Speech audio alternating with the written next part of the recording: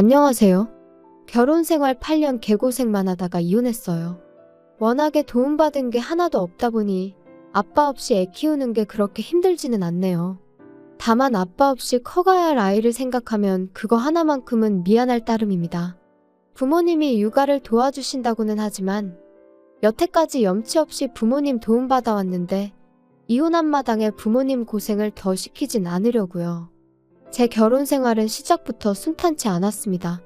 세상 어느 누가 결혼하면서 내 인생이 이렇게 꼬여버릴 거라고 생각을 하겠나요? 저 또한 남편과 결혼 준비를 하면서 앞으로 펼쳐질 행복하고 밝은 미래만 생각했어요. 한참 결혼 준비할 당시에 남편이 시부모님한테 결혼 자금으로 얼마 정도 받을 수 있다는 말을 꺼냈을 때 조금 부담스러웠습니다. 저희 집이 찢어지게 가난한 건 아니었지만 시댁과 비교했을 때 비교적 여유가 없는 편이었거든요. 애초에 저는 결혼할 때 집에서 지원을 받아오기보단 어떻게든 저희들 힘으로만 해결해 볼 계획이었어요. 그런데 남편이 집에서 큰 돈을 받아온다고 하니 괜히 부모님께 부담을 드리는 것 같아서 마음이 무거웠어요. 남편한테 솔직하게 나는 집에서 지원을 받아올 상황이 아니니 그냥 우리 힘으로 시작하는 게 어떻냐고 물었습니다. 남편은 형편 닿는 대로 하는 거지 무슨 걱정이냐며 저희 집에서 지원을 안 해줘도 우리 결혼하는데 아무 문제 없게 하겠다고 했지요. 그런 남편한테 미안하기도 하고 고맙기도 했어요. 그런데 결혼 준비가 막바지에 다다르는 가운데 시부모님이 난데없이 지원해주겠다고 하던 돈을 안 주겠다고 나오더라고요. 정확히는 말을 바꾼 거였어요. 돈이 없으면 몸으로 때우라는 논리였는지 시댁에 들어와서 살라고 하더라고요. 말을 꺼내놓은 게 있으니 남편은 많이 당황한 듯 보였으나 저는 저대로 오히려 마음이 편해졌어요. 애초에 부모님 도움 없이 결혼하길 바라기도 했었고 반반 결혼을 못한다고 해서 시댁에 얹혀 살고 싶은 마음은 더더욱이 없었으니까요. 이 사실을 알게 된 저희 부모님께서 저한테 많이 미안해하셨어요. 빚을 내서라도 반반 결혼을 하는 게 어떻겠냐고 하셨는데 제가 빌리나 부모님이 빌리나 빌린 돈을 갚아야 하는 건 똑같으니 그럴 필요 없다고 했습니다.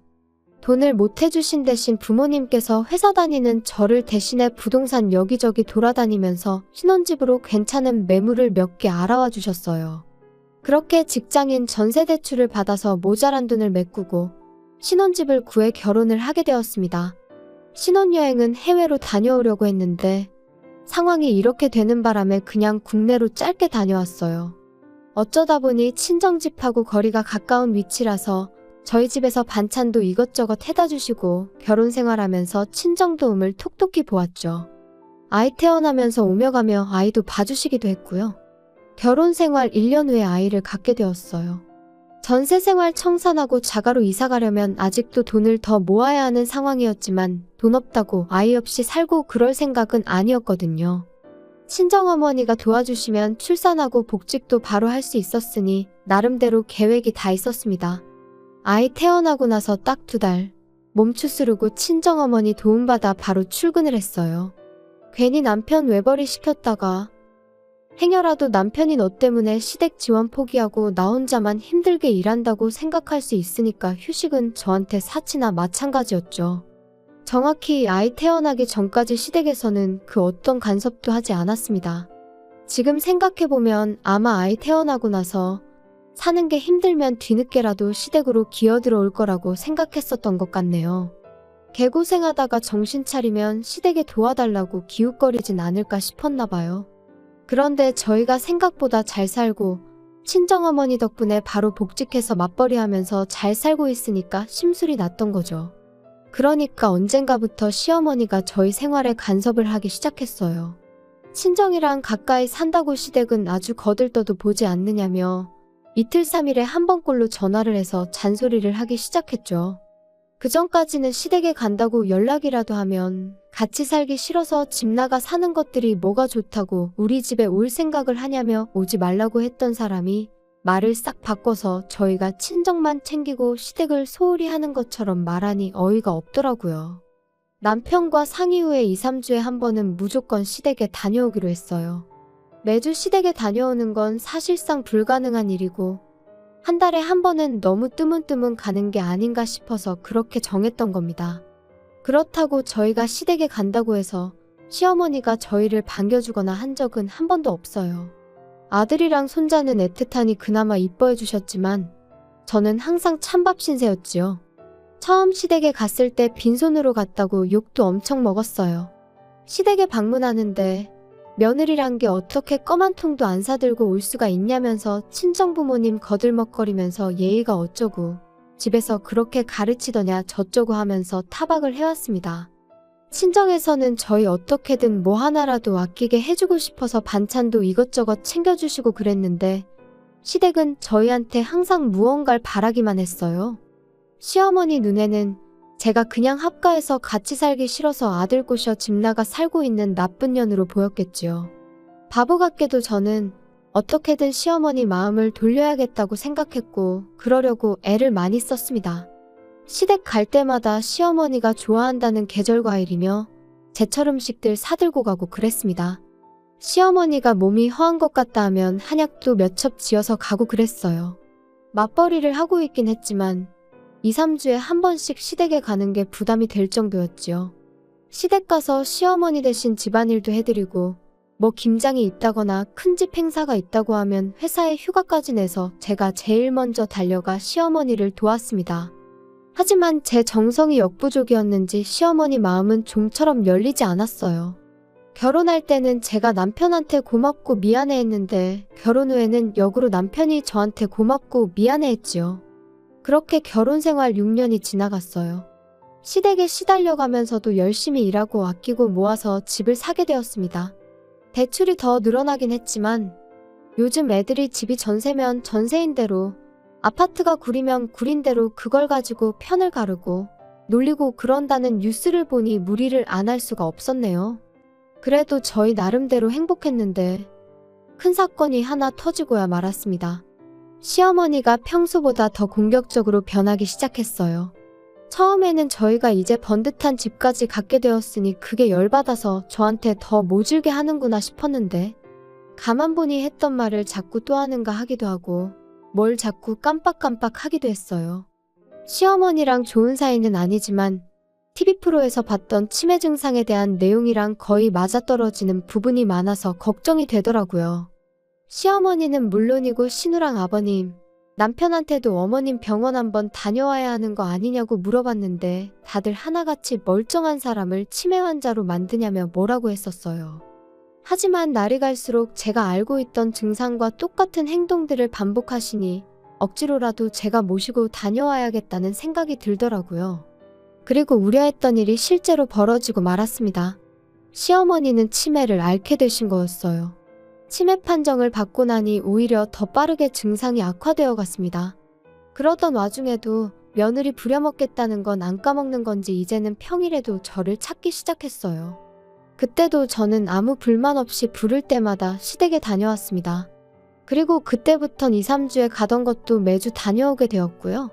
아무리 시어머니가 저를 괴롭혔다고 해도 치매를 가지고 하늘이 응당한 벌을 내렸다는 생각이 들었다기보단 딱한 마음이 더 컸거든요. 그렇게 1년이 지나고 나니 그때부터는 집에서 대소변 실수도 하기 시작했어요. 전문 간병인이나 요양교육을 받았다면 모르겠지만 시어머니가 기억만 왔다 갔다 할 뿐이지 여장부 스타일에 힘도 좋으시거든요. 말인즉슨 저를 포함한 시가족 모두 시어머니를 어떻게 감당하기 힘든 상황까지 오게 되었다는 거였어요. 시댁에 돈이 없는 것도 아닌데 이 정도면 전문 간병인을 쓰거나 요양원을 보내는 게 맞지 않나 싶었어요. 시아버지가 좀 와달라는 연락에 최대한 시댁에 다녀오고 있긴 했지만 저도 회사 다니는 상황이어서 체력적으로 많이 힘들었고 제가 시댁에 가 있으면 시댁에 가 있는 만큼 저희 친정어머니도 대신 애 봐주시느라 저희 집에 발이 묶여서 계셔야 했거든요. 그러던 와중에 제가 둘째 아이를 임신하게 되었습니다. 집안 상황도 그렇다 보니 계획된 게 아니라 조금은 당황스러웠어요. 조심하지 못한 제 잘못이 크긴 했죠. 친정어머니가 거의 저 대신 첫째 아이 다 키워주신 거나 마찬가지인데 갓난쟁이를 또 처음부터 부탁하자니 죄송스러운 마음밖에 없었습니다. 막상 친정어머니는 첫째 혼자 외로웠을 텐데 둘째 생긴 게 참 잘된 일이라며 둘이고 셋이고 낳기만 하면 아이는 대신 다 봐줄 테니까 건강하게만 출산하라고 응원을 해주셨어요. 시댁은 상황이 상황이다 보니 둘째 이야기를 어떻게 꺼내야 할지 참 고민이 되었는데 언제까지 숨길 수 없는 노릇이었으니 그냥 날 잡고 찾아가서 시아버지한테 말씀드렸어요. 단도직입적으로 둘째가 생겼기 때문에 이제 시댁 와서 시어머니 돌봐드리는 거는 못할 것 같다고 했죠. 그런데 돌아온 시아버지 답변이 정말 예상도 못한 답변이었습니다. 친정에서처럼 둘째 아이 생긴 거 축하한다는 말까지 바란 건 아니었는데 애 가진 거랑 집사람 돌봐주는 거랑 무슨 상관이냐며 잔머리 쓰지 말고 주말에는 시댁 와서 집사람 돌봐주라는 대답을 들었기 때문이에요. 평소에는 말대답 해본 적 한 번 없는 저도 그냥 있을 수가 없더라고요.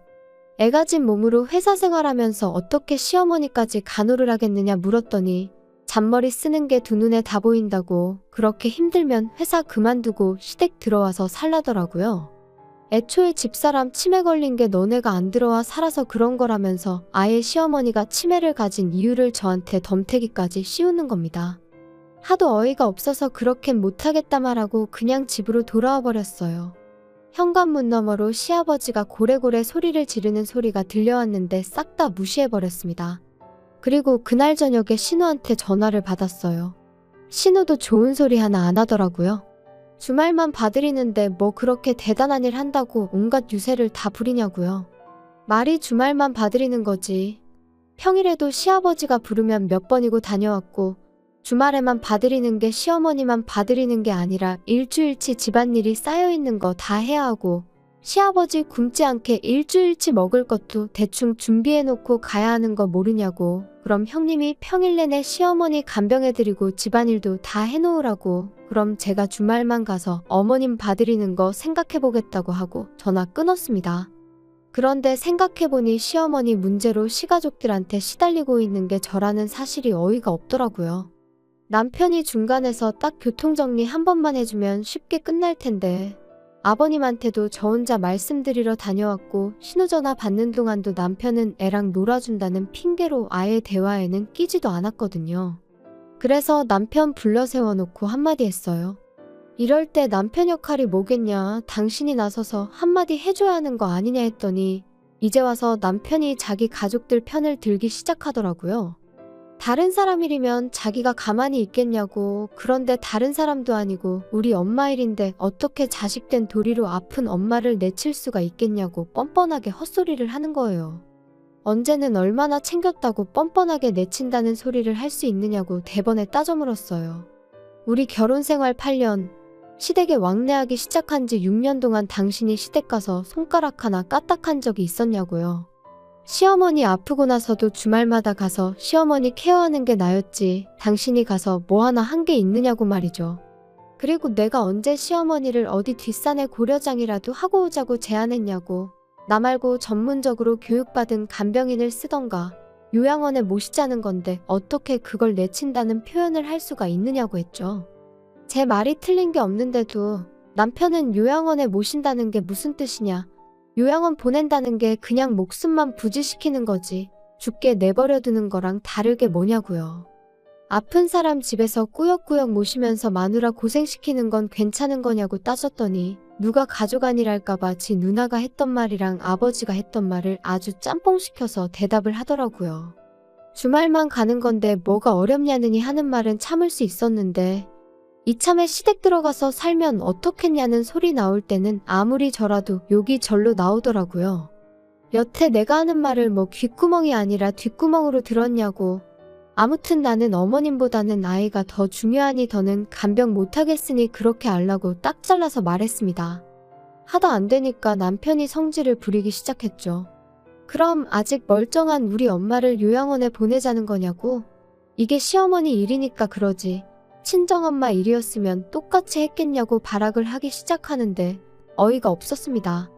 저도 한마디 해줬어요. 만약에 우리 집이 똑같은 상황이었으면 나는 주저하지 않고 요양원부터 알아봤을 거라고요. 대신 요양원에 못해도 시간 되는 대로 일주일에 2~3번은 다녀왔을 거라고 했더니 그제서야 아무 말도 못하더라고요. 하지만 남편은 이 일로 저한테 삐쳤는지 그 후로 며칠 동안은 저한테 말 한마디 안 걸어왔어요.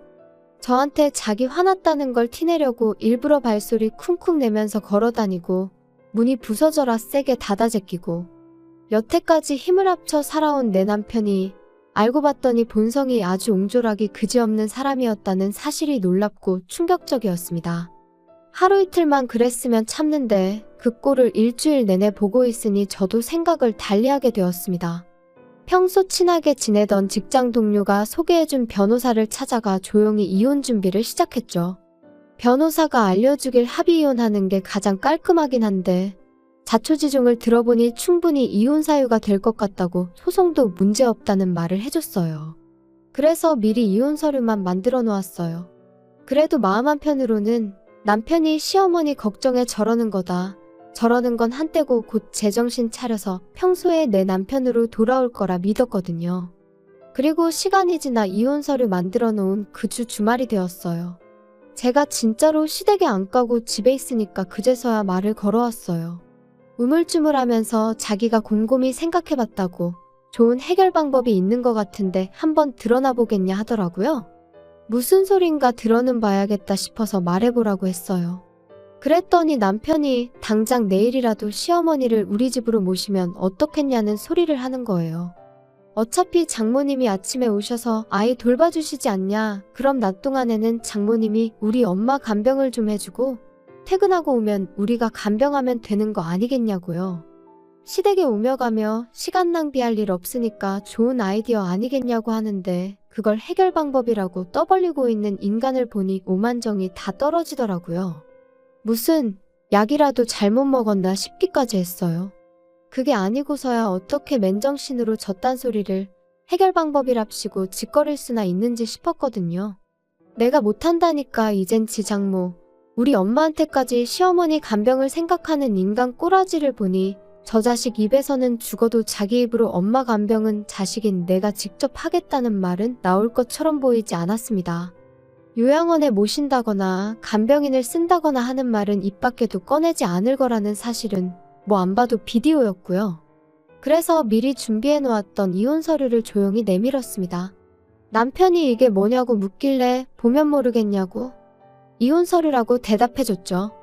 이혼 서류를 보면 그나마도 정신 차리겠거니 싶었는데 그게 아니라 세상에 시어머니 병수발 들기 싫어서 이혼하는 며느리가 어디 있냐고 따지고 들더라고요.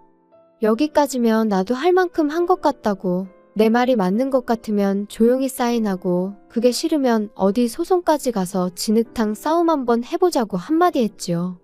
제가 진심인 걸 눈치챈 건지 남편이 그래도 아이를 생각하면 이혼만큼은 하면 안 되는 거 아니겠냐 했죠.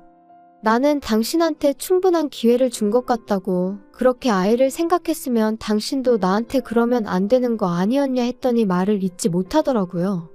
막상 자기를 포함한 시가족들이 저한테 해온 것들이 전부 이혼 사유라는 건 알고 있었는지 남편이 소송까지는 가지 않고 협의 이혼을 하기로 결정되었어요. 8년을 그렇게 푸대접 받으며 꾸역꾸역 버티고 살았는데 이혼하고 나니 하루아침에 남남이 돼버리는데 마음이 착잡하기도 하고 한편으로는 후련하기도 하더라고요. 이혼하고 나서야 왜 시댁에서 시어머니를 요양원에 모시기 싫어했는지, 간병인을 구할 생각이 없었는지를 알게 되었어요. 애초에 결혼할 때 시댁에서 해주겠다던 돈이 없는 돈이나 마찬가지였던 거예요.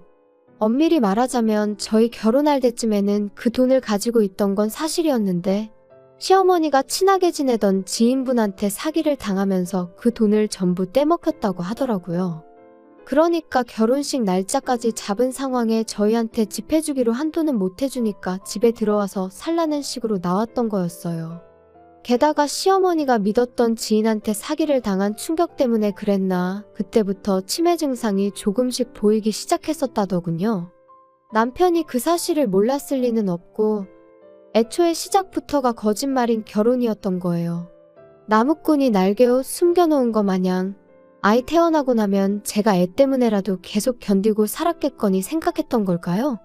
배신감에 치가 떨리지만 이젠 남남이 되었으니 신경 안 쓰고 살려고요. 그냥 늦지 않게 양육비나 제때제때 보내줬으면 좋겠어요.